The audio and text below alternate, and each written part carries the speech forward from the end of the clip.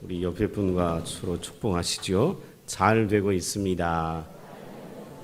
기도하면 더 잘 됩니다. 여러분 이렇게 주보 안쪽에 한번 보시겠어요? 주보 안쪽에 보면 헌금자 명단 밑에 셀 라이프라고 되어 있지요. 이 말씀을 가지고 저에게는 새벽마다 말씀을 묵상하고 또 말씀을 전합니다.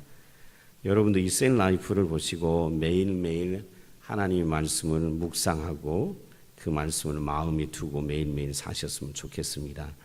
이걸 큐티라고도 하는데 이 큐티 본문 가운데 한 주간의 삶 속에서 제일 은혜가 됐던 말씀을 가지고 제가 오늘 설교를 합니다.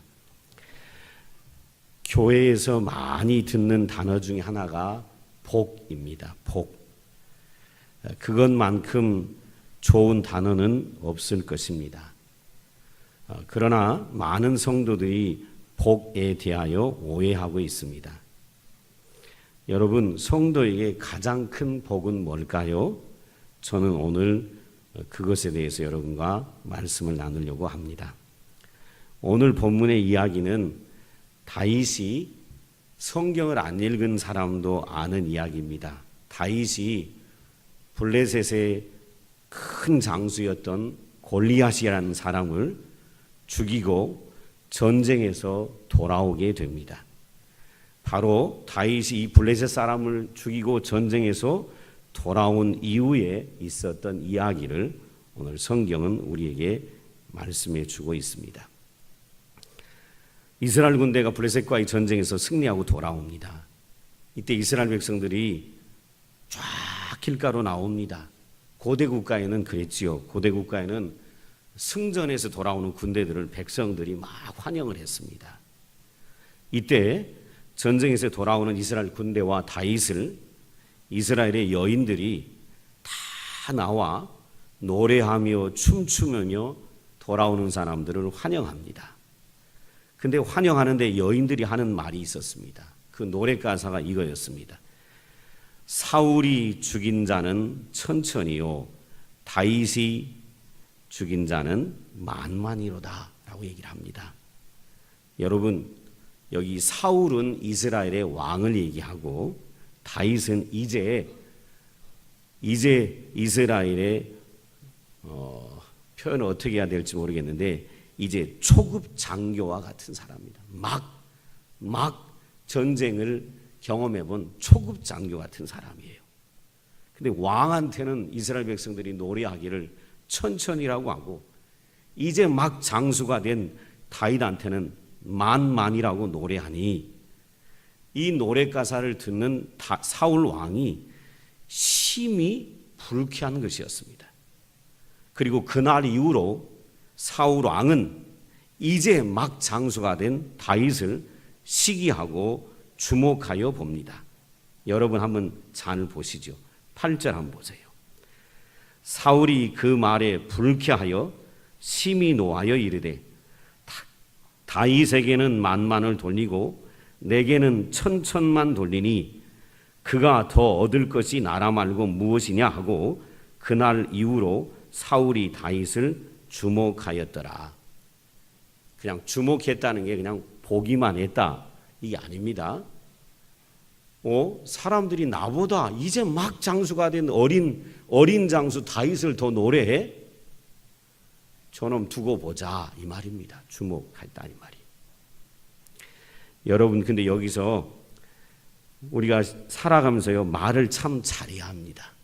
말을 참 잘해야 돼요. 여러분 혹시 마음이 불쾌하고 화가 나고 그러더라도 여러분 말로 함부로 말하시면 안 돼요. 말을 잘해야 합니다. 왜냐하면 말대로 되기 때문에 그래요. 사울왕이 뭐라 그랬냐면 여인들이 노래하는 걸 듣고 다윗에게는 만만을 돌리고 내게는 천천만 돌리니 그러면 그가 다윗입니다. 그가 얻을 것이 이 나라 말고 무엇이겠느냐 이 말입니다. 그러면 이 나라도 이 백성들이 누구에게 주겠다? 다윗에게 주겠구나 라고 자기 입으로 한 거예요. 그러니 사울이 왕을 뺏기고 다윗에게 왕이 가는 거예요. 여러분, 아무리 화가 나고 아무리 속상해도 아무리 속이 뒤집어져도 말을 함부로 하면 안 돼요. 여러분, 기분 나쁘다고 누구하고 관계를 맺고 있다가 기분 나쁘다고 열받는다고 그래 이 새끼가 다 처먹어라 다 처먹어 이러면 그 사람이 여러분 재산 다 처먹어 버려요. 지금 사울이 그런 거예요. 다윗은 만만이고 나는 천천히면 그러면 이 나라만 이제 다윗이 다 먹어버리면 되네? 이렇게 했더니 사울이 초대왕 자리에서 전쟁에서 죽임당하고 다윗이 곧바로 왕이 올라오잖아요. 아무리 열불이 나고 화가 난다고 해서 함부로 말하면 안 돼요. 함부로 말하면 여러분에게 주신 은혜의 복이 송두리째 다른 사람에게 다 넘어갑니다. 함부로 말하면 안 돼요. 옆에 있는 분 얘기하죠. 함부로 말하면 안 되겠네요. 한 번 더요. 속이 뒤집어져도 함부로 말하면 안 되겠네요.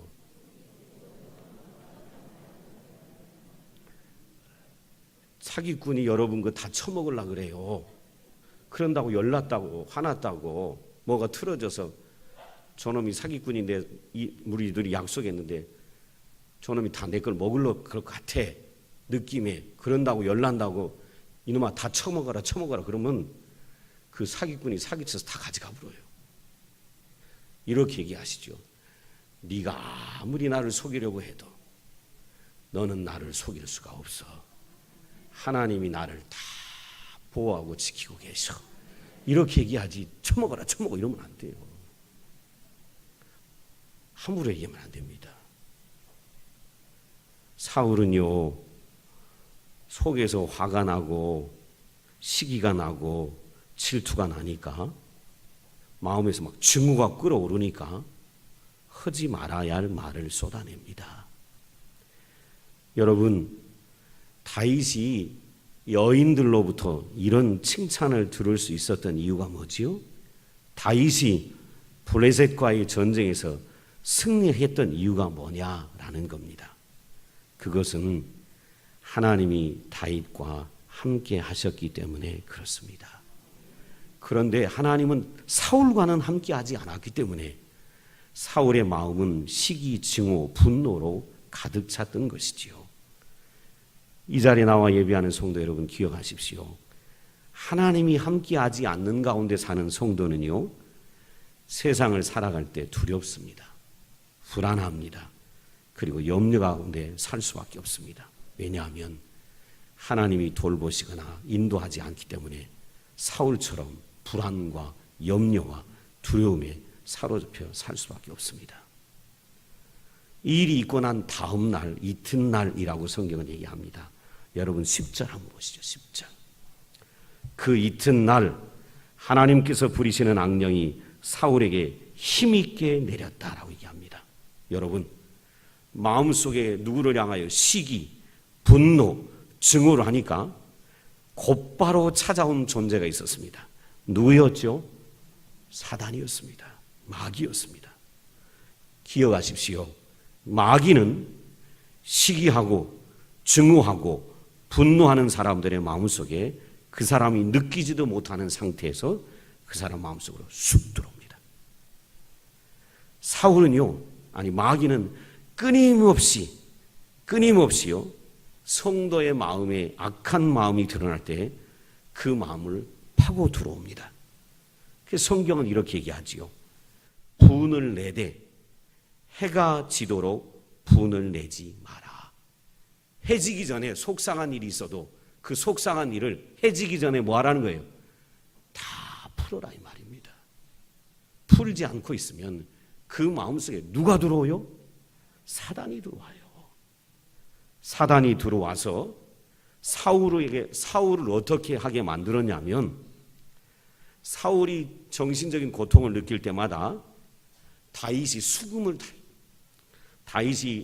요 광야에서 양들을 치다가 배운 달란트가 하나 있는데 그게 수금을 타는 거였습니다. 사울이 정신적으로 고통을 겪을 때마다 다윗을 불러서, 어린 다윗을 불러서 수금을 타게 합니다. 그러면 이 정신적인 고통에서 사울이 종종 벗어나곤 했습니다. 이날도 다윗이 사울 앞에서 수금을 타고 있는데 사울 마음에 악령이, 사단이 들어갔기에 사울이요 자기가 가지고 있는 창을 들어서 다윗에게 2번이나 던집니다. 다윗을 죽이려 했던 것이지요. 그런데 하나님께서 다윗을 도와주셔서 그 단창을 2번이나 피하게 하신 것을 볼 수 있습니다. 여러분, 사람 마음에 악한 마음이 들면 마귀가 들어가고요. 마귀가 그 사람을, 심지어 사람을 뭐하게까지 만들지요? 죽이게까지 사람을 끌고 가는 걸 볼 수 있습니다. 하나님이 떠난 사울은 계속해서 악의 길로 갑니다. 심지어 이 다윗을 죽이려고 딸들을 올무로 삼습니다. 오늘 읽지 않았지만 오늘은 제가 17장 전체를 가지고 설교를 하는데 읽지 않았지만 17절 이하에 보면 사울이 이런 못된 짓도 합니다. 사울에게는 오늘 본문만 보면 더 있었겠지만 아들들도 여럿 있고 오늘 본문을 보면 딸이 2 있었던 것 같습니다. 큰 딸의 이름이 메랍이라는 딸인데 다윗에게 이렇게 얘기합니다. 다윗아, 너 블레셋과의 전쟁, 하나님이 함께 하시는 그 전쟁에 네가 가서 싸워 이기고 오면 내 맏딸을 주겠다고 합니다. 그런데 그렇게 한 이유가 정말 사울이 다윗을 자기 사이로 삼으려고 그런 것이 아닙니다. 다윗을 전쟁터에 보내가지고 다윗에게 자기 손 하나 피 하나 묻히지 않고 누구를 통해 다윗을 죽이려고 했던 마음이었을까요? 블레셋 사람들을 통해서. 여러분 17절 한번 보시죠. 같이 한번 읽어봅니다. 사울이 다윗에게 이르되 내 맏딸 메랍을 내게 아내로 주리니 오직 너는 나를 위하여 용기를 내어 여호와의 싸움을 싸우라 하니 이는 그가 생각하기를 내 손을 그에게 대지 아니하고 블레셋 사람들의 손을 그에게 대게 하리라 함이라. 내 손 대지 않고 누구 손으로?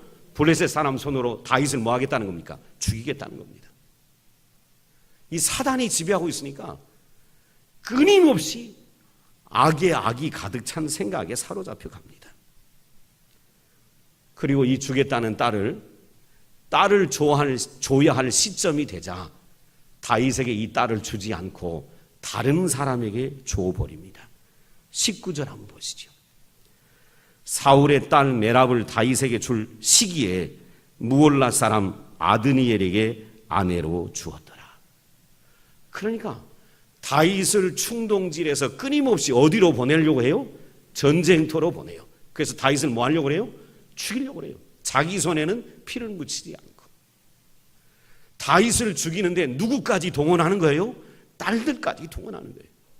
그러다가 첫 딸을 다른 사람에게 아내로 줍니다. 그리고 나서도 계속해서 다윗을 죽이려고 하는 마음을 가지고 둘째 딸이 있었는데 그 딸이 미갈입니다. 이 미갈이 다윗을 사랑하는 걸 알고 다윗에게 신하를 보냅니다. 보내서 하는 말이 내 딸 미갈이 있는데 이 미갈을 너에게 줄 테니까 블레셋과의 전쟁에서 승리하고 오라고 합니다. 그런데 이 또한 모략이었습니다. 여러분 21절 한번 보시죠. 21절.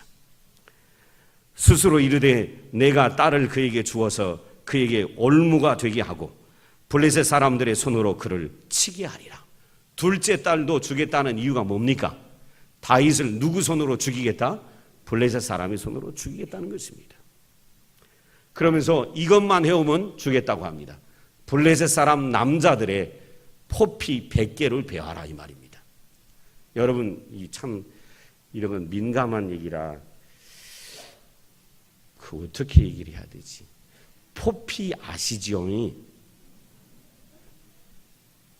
이걸 얘기를 해야 되나? 포피 참 얘기를 또 못 알아듣는 분도 있을 테니까 끝나고 나서 또 성도끼리 붙잡고 포피가 뭐요? 그러면 아이 포피가 있잖아. 귀를 자르는 거야. 뭐 이렇게 코를 자르는 거, 이거 엉뚱한 얘기 할까 봐 제가 얘기를 해야 되겠습니다.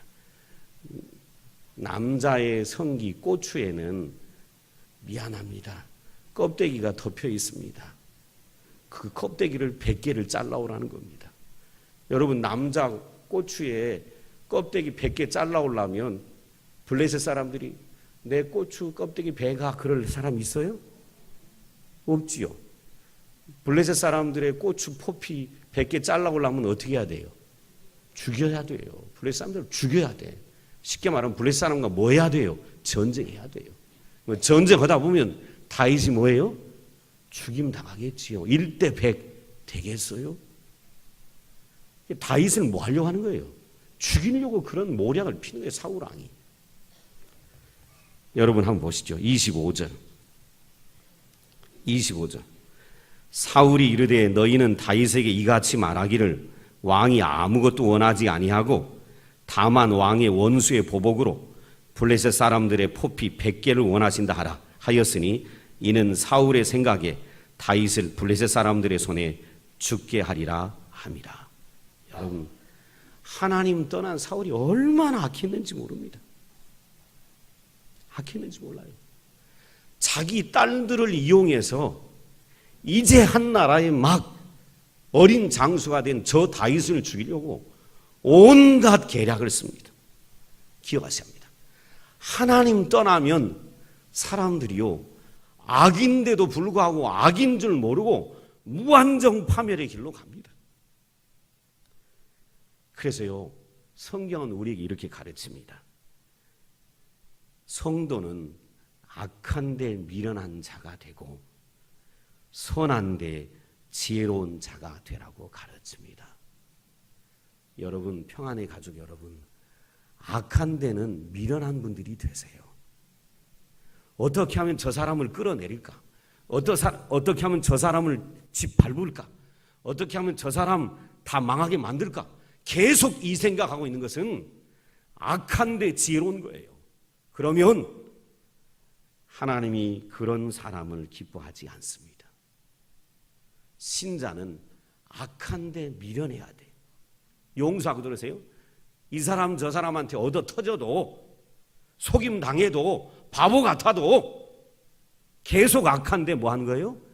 미련한 거예요. 저 사람 어떻게 하면 죽여버리지? 어떻게 하면 저 사람 짓밟아버리지? 어떻게 하면 저 사람 쫓아버리지? 이렇게 악한데 지혜로운 게 아니라 악한데 미련하라는 거예요. 성경. 그럼 그걸 누가 보고 있어요? 하나님이 보고 있기 때문에 하나님이 때가 되면 하나님이 다 해결하시는 거지.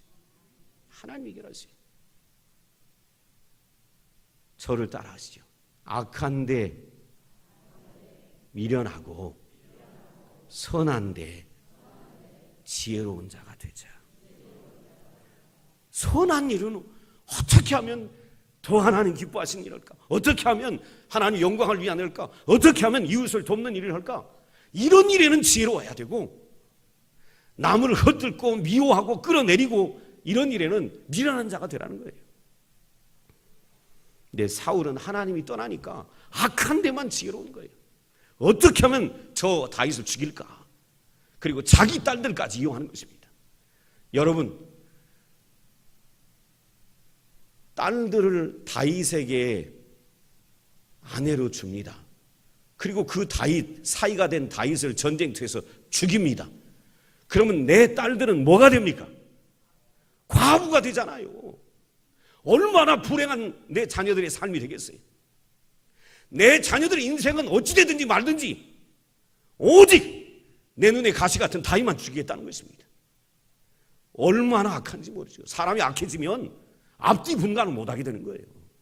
내 자녀들이 불행하게 될 텐데 평생 과부로 살아갈 텐데 내 자녀들의 미래는 전혀 생각하지 않고 오직 자기만을 생각하는 하나님 떠난 인간의 모습을 적나라하게 보여준 사람이 사울이었습니다. 그런데 말이에요, 다윗이 말이에요, 다윗은 사울의 계략을 모르고 실제 자기 옆에 있는 동료 몇 사람과 가서 블레셋 사람들의 포피를 배우는데 100개가 아니라 200개를 배웁니다. 전쟁터 가서 블레셋 사람을 몇 명을 죽인 거예요? 200명을 죽인 거예요. 사울의 계략을 모르고 해와서 왕에게 바칩니다. 이것을 보고요, 사울이 더 다윗을 두려워합니다. 여러분 한번 보세요. 28절 29절 28절 29절 잘 보셔야 합니다. 여호와께서 다윗과 함께 계심을 사울이 보고 알았고, 여러분 거기다 줄을 그시죠. 다윗이 전쟁터에 가지고요 블레셋 사람들의 포피를 200개나 배웠습니다. 그리고 왕에게 드렸습니다. 잘 보셔야 합니다. 사람이 미련하면 하나님이 눈에 보이게 보여주는지도 깨닫지 못하는 걸 제가 설명하려고 하는 거예요. 28절 보세요. 여호와께서 다윗과 함께 계심을 사울이 보고 알았고 사울의 딸 미갈도 그를 사랑하므로 사울이 다윗을 더욱 두려워하여 평생에 다윗의 대적이 되니라. 여러분, 하나님이 다윗과 함께 하고 있기 때문에 다윗이 전쟁터에서 블레셋 사람 200명을 죽이고 포피를 200개나 배웠어요. 그러면 와, 다윗과 하나님은 함께 하시는구나.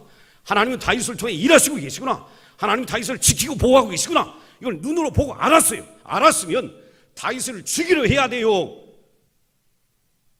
다윗과 함께 좋은 나라 만들어 가야 되겠어요. 다윗과 함께 좋은 나라 만들어 가야 되겠지요. 근데 그리 하지 아니하고 다윗을 더 두려워할 뿐만 아니라 평생의 대적으로 삼았더라. 평생 다윗을 뭐 하려고 했다? 죽이려고 했다 이 말이에요. 여러분, 인간이 하나님이 인간에게서 떠나면 사단이 찾아오고, 사단이 찾아오면 인간은 끊임없이 자기가 파멸로 가는데도 깨닫지 못하고 계속해서 파멸로 가는 것을 보여주는 것이 바로 사울입니다. 얼마나 불쌍한 인생인지 모릅니다. 너무너무 불쌍하지요. 사울이 두려워할 사람은 이제 초급 장교인 다윗이 아니에요. 막 장수가 된 다윗이 아니에요. 사울이 정말 두려워할 분은 누굴까요? 하나님이 하나님. 하나님이 나와 함께 하시느냐 안 하시느냐, 하나님이 나와 함께 안 하는 것이 두려운 것이지, 이제 어린 초급 장교인 다윗이 두려운 존재가 아니에요. 여러분, 인생에 두려운 게 뭘까요? 대학 실패? 취업 못하는 것? 사업이 안 되는 것? 직장에서 퇴직하는 것? 이것이 두려울까요? 아니요. 인생의 최고로 두려운 일은 하나님이 나와 함께 하느냐 하지 않느냐, 이것이 두려운 거예요. 이것을 모르는 사람은 하나님을 내 안에 붙들어 놓지 아니하고 어떻게 하면 돈을 버나, 어떻게 하면 사기를 치나, 어떻게 하면 이겨서라도 사업에서 성공하나, 어떻게 하면 부정직악해서 그래서 끝까지 직장에서 올라가서 성공하나, 수단 방법 가리지 않고 수능 합격하고 이렇게 가는 거예요. 진짜 두려운 건 다윗이 아니에요. 진짜 두려운 건 하나님이 나와 함께 하는가 함께 하지 않는가, 이게 두려운 거예요. 하나님이 나를 떠나는 그 순간 누가 나에게 찾아와요? 사단이. 그리고 사단이 그를 완전히 지배해서 악의 도구로 써버리지요. 여러분, 눈에 보이는 환경을 두려워하지 마세요. 정말 두려운 건 하나님이 내 안에 계신가 안 계신가 이거예요. 오늘 반대로 다윗을 보십시다. 너무너무 중요한 얘기입니다. 다윗은요, 전쟁에서 들어올 때 이스라엘 여인들이 사울은 천천히요 다윗은 만만이라 그랬습니다. 왜 여인들이 이런 얘기를 했을까요? 하나님이 다윗과 함께 하심을 사람들이 뭐 했어요? 보았어요. 여러분 한번 볼까요? 다윗이 블레셋과의 전쟁에서 승리하고 돌아오자 사울왕이 다윗을 이스라엘 군대의 장관으로 세웁니다. 여러분 5절 한번 잘 보세요. 다윗은 사울이 보내는 곳마다 지혜롭게 행하며 사울이 그를 군대의 장으로 삼았더니 온 백성이 합당히 여겼고 사울의 신하들도 합당히 여겼더라. 여러분, 사울이 블레셋과의 전쟁에서 다윗이 돌아오는 걸 보고 다윗을 군대의 장으로 삼았더니 다윗이 가는 곳마다 하는 일마다 지혜롭게 하는 거예요. 그래서 사람들이 또 사울의 신하들도 다윗을 군대장으로 여긴 걸 합당히 여겼다는 겁니다. 이야, 다윗이 지혜롭다. 이뿐만이 아닙니다. 사울이 이스라엘 여인들이 다윗을 칭찬하는 걸 보고 미워서 다윗을 군대 장관에서 천부장으로 강등시켜서 멀리 떠나보냅니다. 자, 그때 다윗이 어떻게 했는가 보시죠. 13절 한번 보세요. 그러므로 사울이 그를 자기 곁에서 떠나게 하고 그를 천부장으로 삼음에 그가 백성 앞에 출입하며 다윗이 그의 모든 일을 지혜롭게 행하니라. 다윗 여호와께서 그와 함께 계시니라. 사울은 다윗이 그의 크게 지혜롭게 행함을 보고 그를 두려워하였더라. 온 이스라엘과 유다는 다윗을 사랑하였으니. 다윗은 천부장으로 강등돼서 쫓겨났어요. 사울이 보기 싫어해가지고. 그런데도 가는 곳마다 지혜롭게 하고 가는 곳마다 전쟁을 하면 승리하고 그 모습을 보고 이스라엘 온 백성들이 다윗을 사랑했다는 겁니다. 그 이유가 뭐지요? 하나님이 다윗과 함께 하셨기 때문입니다. 14절 굉장히 중요한 구절이에요. 14절 같이 읽는 거 봐요. 시작. 다윗이 그 모든 일을 지혜롭게 행하니라. 여호와께서 그와 함께 계시니라. 아멘. 여호와께서 그와 함께 하시니 가는 곳마다 지혜롭게 일을 하고 가는 곳마다 전쟁에서 승승장구하는 것입니다. 그리고 사람들로부터 사랑을 받게 합니다. 어느 정도 사랑을 받냐면 여러분 1절 한번 보세요. 다윗이 사람들로부터 어느 정도 사랑을 받냐면 아버지 사울은요 다윗을 죽이려고 하는데 그 사울의 아들 요나단은 다윗을 너무너무 사랑합니다. 18장 1절을 보세요. 다윗이 사울에게 말하기를 마침에 요나단의 마음이 다윗의 마음과 하나가 되어 요나단이 그를 자기 생명같이 사랑하니라. 요나단의 아버지는 사울 왕이에요. 왕은 다윗을 뭐 하려고 그래요? 눈만 보면 죽이려고 하는데 이 사울 왕의 아들 요나단은 다윗을 사랑하는데 뭐처럼 사랑해요? 자기 생명같이 사랑한다는 거예요. 다윗이 얼마나 사랑받은 존재였는지 몰라요.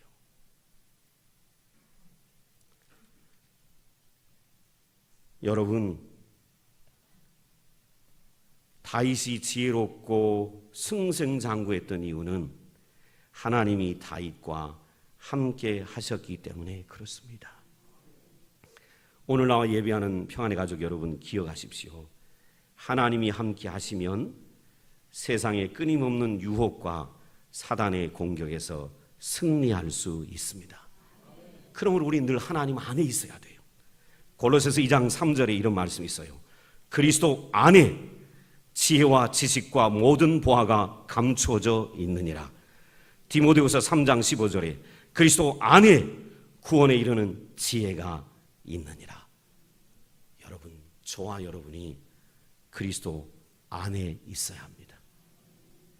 그리스도 안에 있을 때 하나님이 우리와 함께 하셔서 이 땅에 살아가는 동안 지혜롭고 승승장구하고 그리고 더 나가서 읽지 않았지만 30절 한번 보세요. 30절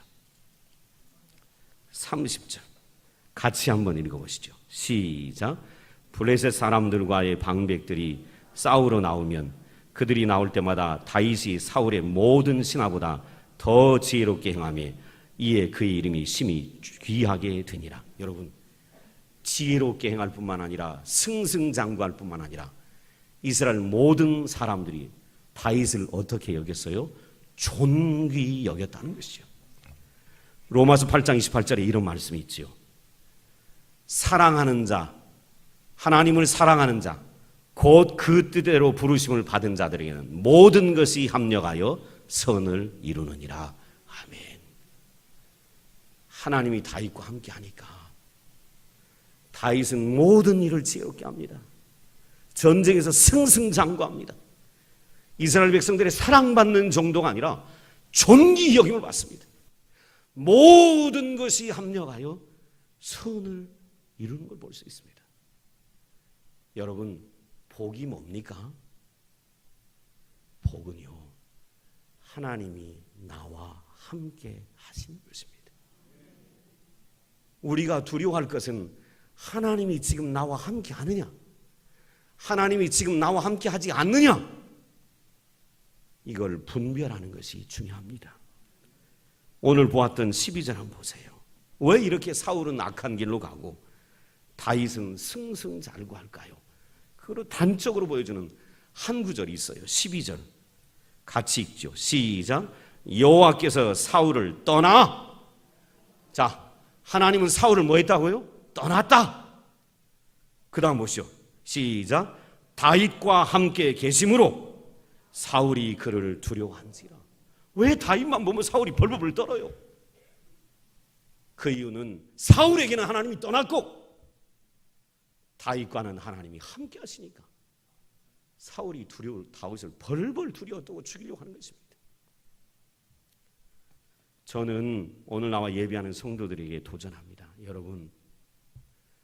여러분이 하나님과 함께 하시는 삶을 사시기를 주의 이름으로 축원합니다. 여러분이 그리스도 안에 살아가는 성도들이 되기를 주의 이름으로 축원합니다. 왜 하나님이 사울을 버리셨을까요? 왜 떠나셨을까요? 이것이 결론이에요. 이 구절을 안 보고 이 말씀을 마치면 뭔가 하나 미진한 거예요. 15장 22절 23절을 보세요.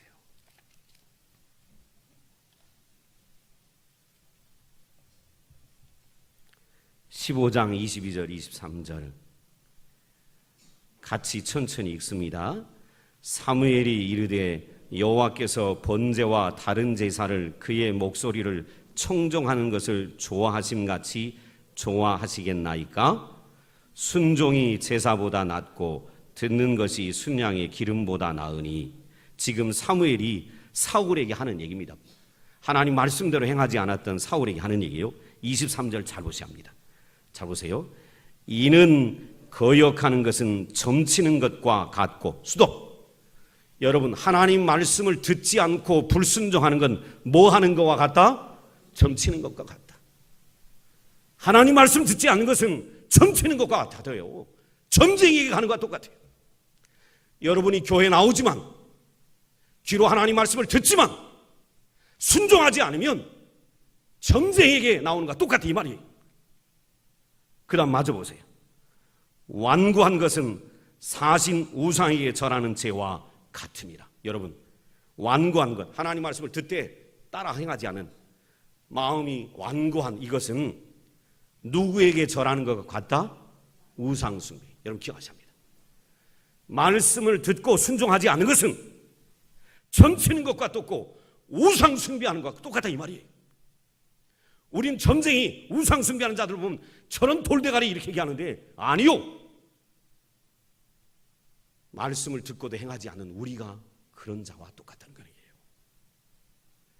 제 말을 잘 들으세요. 여러분, 우리가 자녀들을 양육하는데 쟤는 말을 참 잘 들어, 이렇게 얘기할 때 잘 듣는다는 의미가 뭡니까? 어려운 얘기 아닙니다. 쟤는 말을 참 잘 들어, 그 말의 의미가 뭡니까? 잘 부모 말을 따른다는 말이에요. 신앙생활은 듣기만 하고 행하지 않으면 아무 의미가 없어요. 그건 점쟁이에 가서 복 따는 거와 똑같고 불상 앞에 가서 복 따는 거와 똑같다, 이 말이에요. 사울이 듣기만 하고 행하지 않으니까 내가 너를 버린다고 그 다음에 얘기합니다. 잘 보세요. 23절 마저 봐요. 왕이 여호와의 말씀을 버렸으므로 여호와께서도 왕을 버려 왕이 되지 못하게 하셨나이다. 왜 하나님이 사울을 떠났습니까? 사울이 하나님 말씀에 뭐 했어요? 불순종했기 때문에 그래요. 말씀을 듣고 행하지 않은 것입니다. 하나님 떠나셨어요. 그날 이후로 사단이 찾아와서 계속해서 악한 길로, 사악한 길로, 마지막은 블레셋과에서 전쟁에서 죽임당하는, 망하는 길로 사울이 갑니다. 저는 오늘 나와 예배하는 성도들이 도전합니다. 이미 우리가 예수 믿을 때 하나님 우리 안에 오셨어요. 그래, 하나님 우리와 함께 하셔요. 관건은 이거예요. 하나님은 나와 함께 하시는데, 믿는 순간부터 하나님 나와 함께 하시는데, 하나님을 내가 내 인생 저 한 구탱이로 몰아내고 있지 않는가? 하나님은 나와 함께 하시려고 왔는데 하나님을 인생 저 구탱이로 몰아놓고 내가 하나님과 함께 하지 않는 거예요. 하나님은 나와 함께 하는데 하나님을 저 인생 구덩이로 몰아놓고 내가 하나님과 함께 하지 않는 거예요. 그래서 인생이 고통스러운 건 아닌가? 여러분 생각해 보셔야 합니다. 그리고 제가 도전합니다. 믿는 순간 하나님은 우리 안에 오셨습니다. 우리와 함께 하십니다. 관건은 내가 하나님과 함께 하는가 이 말이에요. 오늘 나와 예배하는 여러분이 하나님과 함께 하시길 주님으로 축원합니다. 하나님과 함께 하셔야 돼요. 그 하나님과 함께 하는 방법이 뭐예요? 이거예요. 다른 거 어려운 거 하나도 없어요. 이 하나님이 우리에게 하시는 이 말씀을 날마다 읽는 것입니다.